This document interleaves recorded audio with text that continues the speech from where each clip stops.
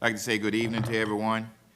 We take this time to now call the Culpeper County Planning Commission meeting of August the 9th to order. The first order of business is the approval of the agenda. Have that before us. So moved. Chair entertain a motion. Second. Second. All in favor, aye? Aye. Agenda is accepted.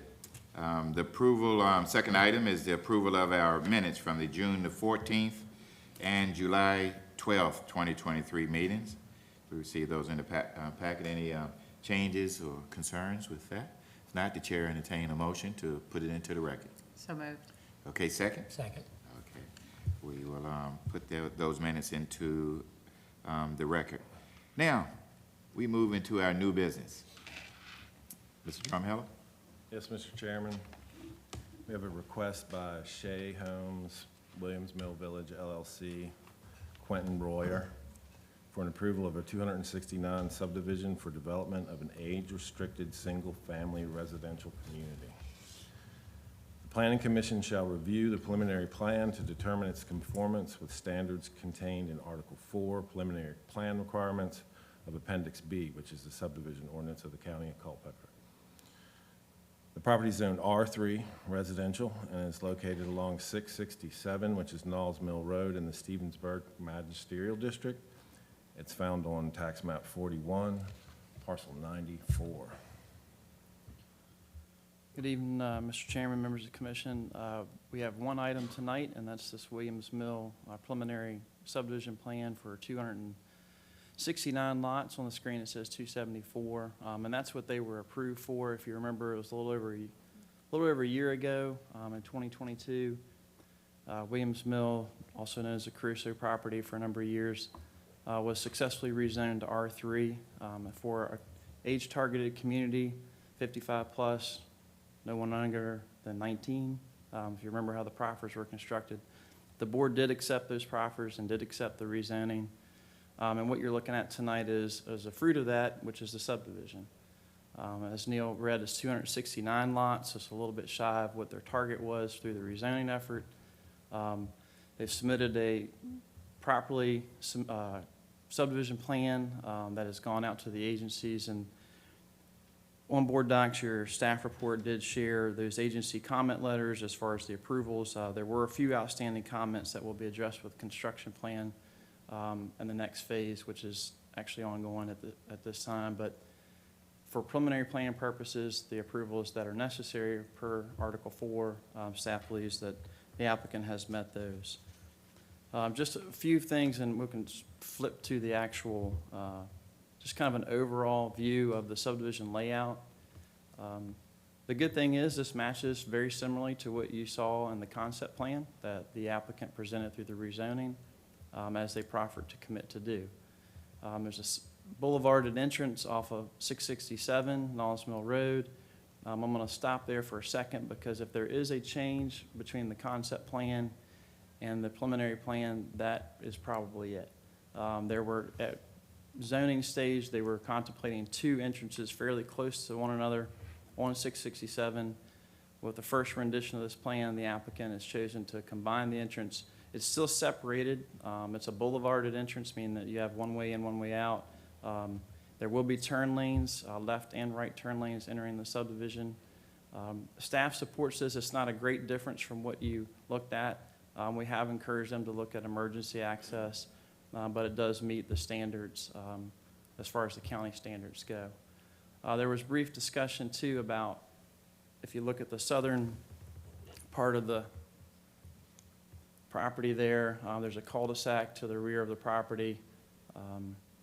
There was talk about connection. This is Electric Avenue is down here, and it connects to a town subdivision that's already been platted out and built. The applicant will have to look at least reserving an easement to connect to a trail that they have actually designed for an internal trail system that goes around the perimeter of the subdivision here. But that's another thing that was talked about.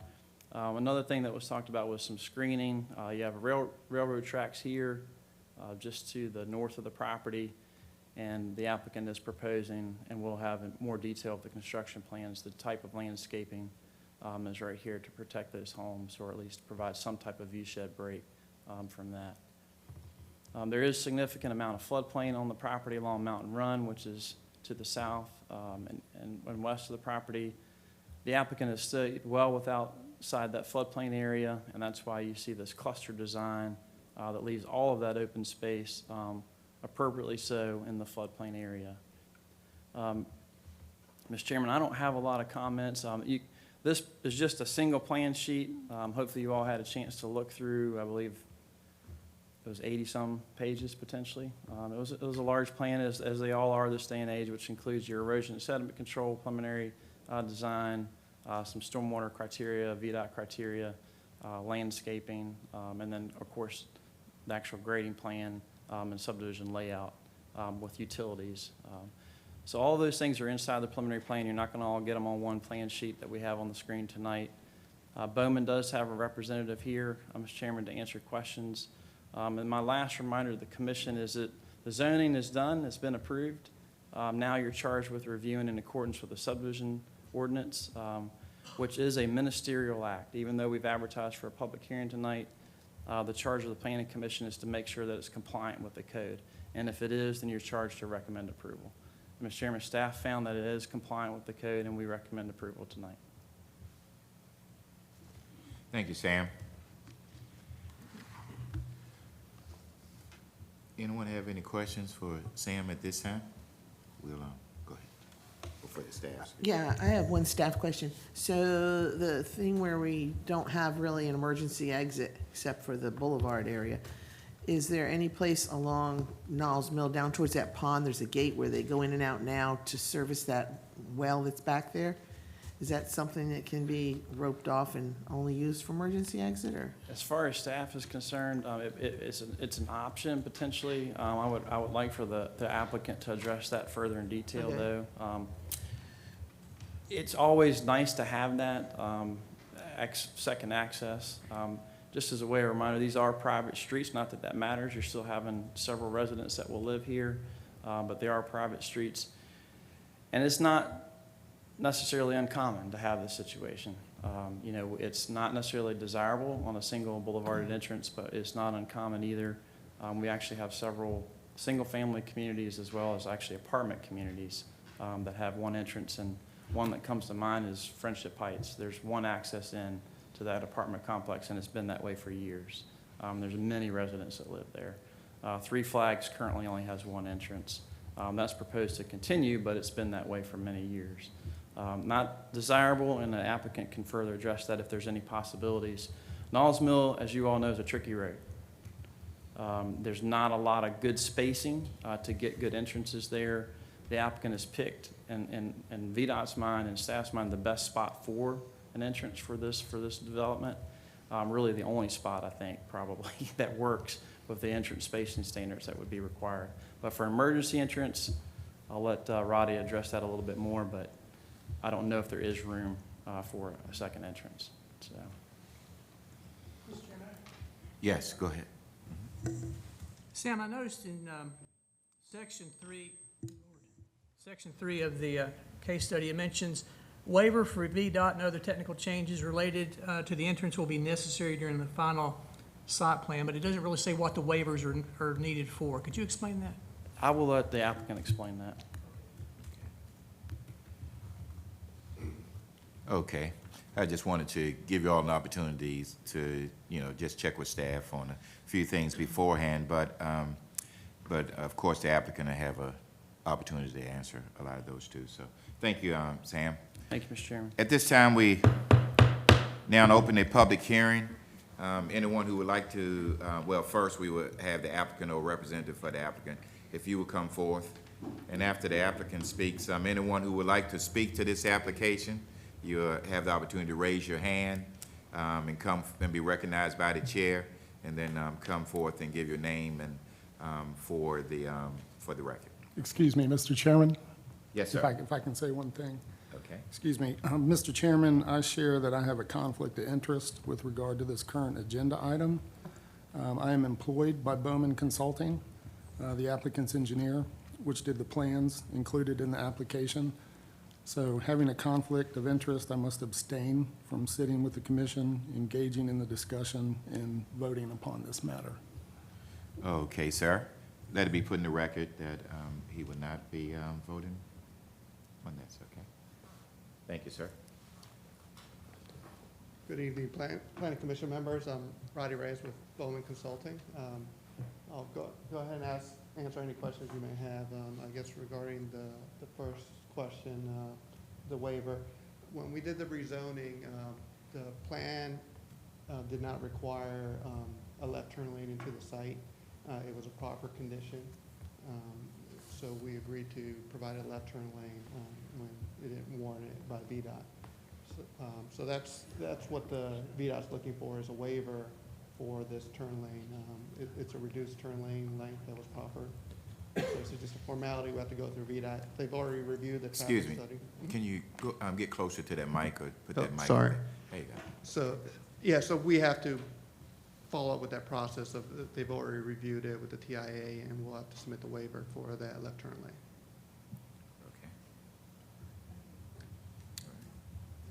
Okay. Go And ahead. I guess in regards to the single entrance, we've worked that out with VDOT and had discussions regarding the perfect location for the site.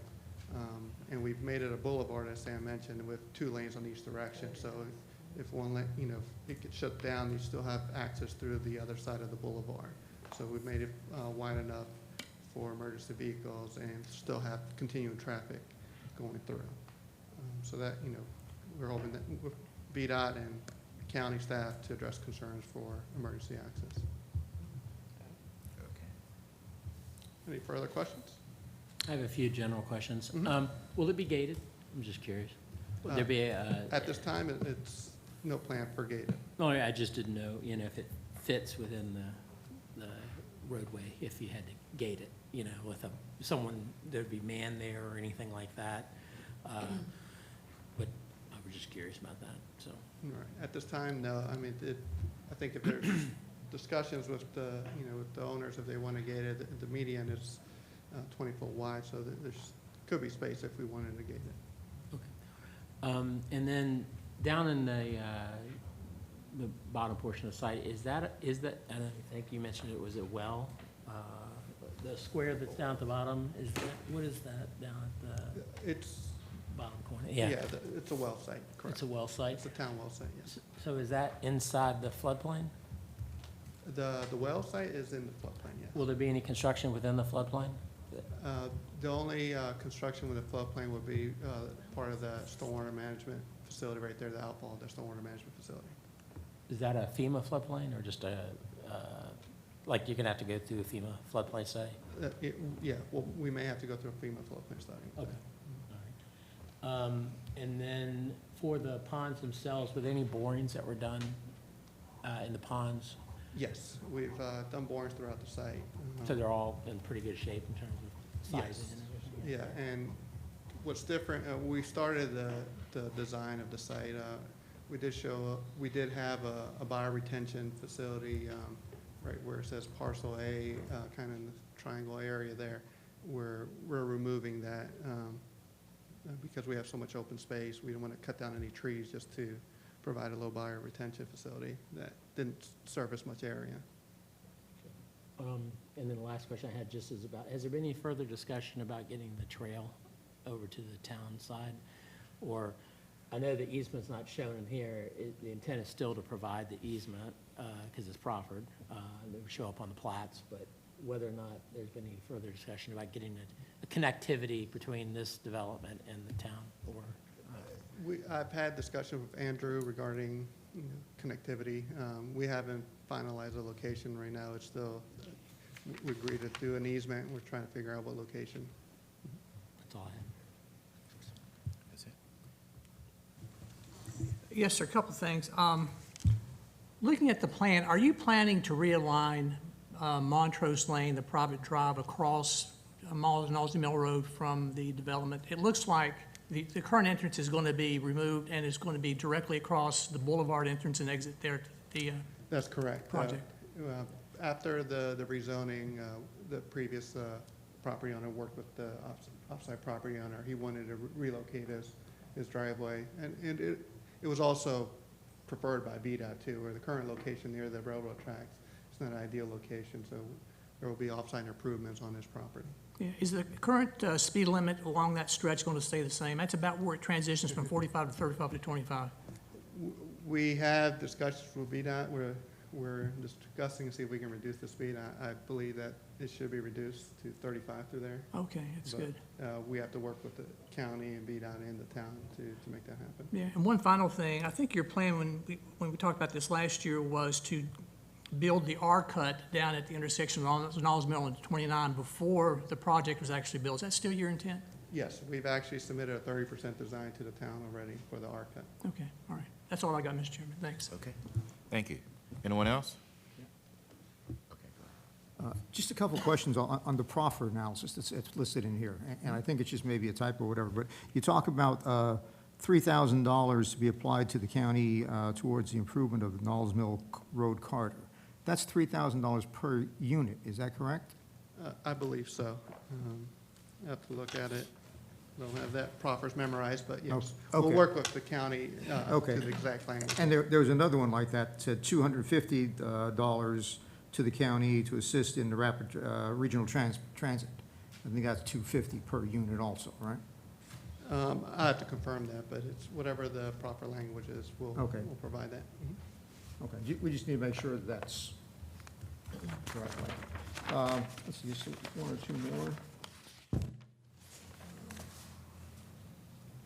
You've talked about these are going to be private roads and so forth, so you're going to maintain them and snow removal and all that stuff.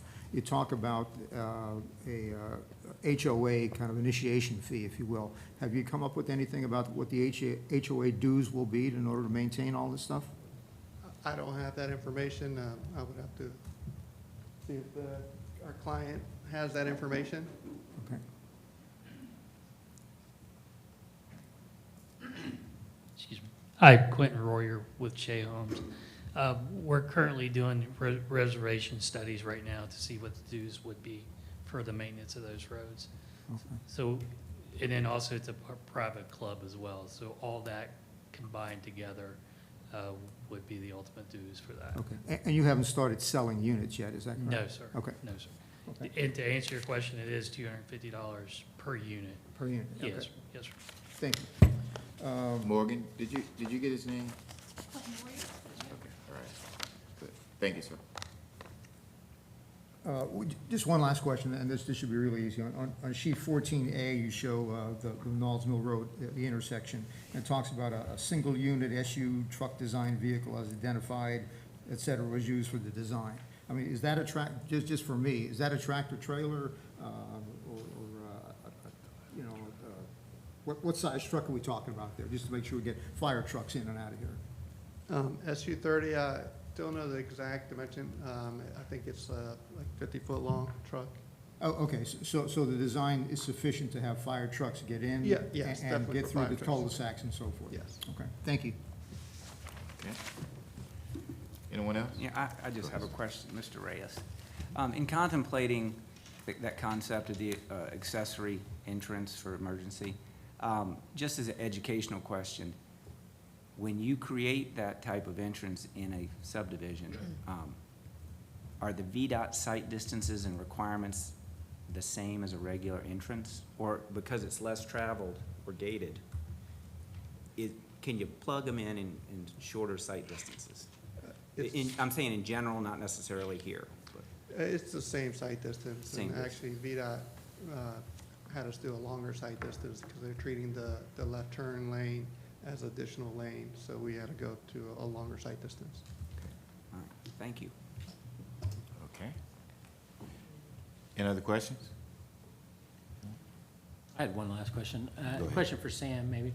Does the county code require a larger radius for a cul-de-sac than a standard radius when you are looking at fire truck turnarounds or anything like that? Not Like a 50-foot radius or something? Not currently, no. I was just curious. Thank you.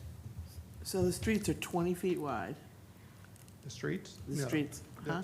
30 foot. 30-foot streets. Mhm. All right, so can they park on the street? I believe you're allowed, well, VDOT allows parking on both sides with 29 feet.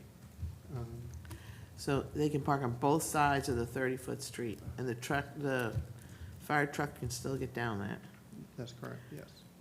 All right, is there like overflow parking for, if they have, you know, if they have some kind of a truck for work, a work truck, is there? I mean, we have your standard two-car garage and two spaces in the driveway. But that's it, there's no like special place where they can park a work truck? Beside, It- no. And that's one good thing about the HOA, and being a private, they can control, you know, commercial trucks, commercial vehicles, in the roadway, unlike, So they gotta be Public retired carpenter. huh? They have to be retired carpenter. Okay. Thank you. Thank you. All right. No other questions? Thank you very much. Okay. I just had one last. Oh, go ahead. Are there gonna be maintenance access roads to any of the stormwater facilities? Yes, there'll be maintenance access road, and we have to maintain the access road ingress egress to the well facilities. Thank you. All right, thanks. Anyone who would like to speak to this application, raise your hand, be recognized by the chair. Okay.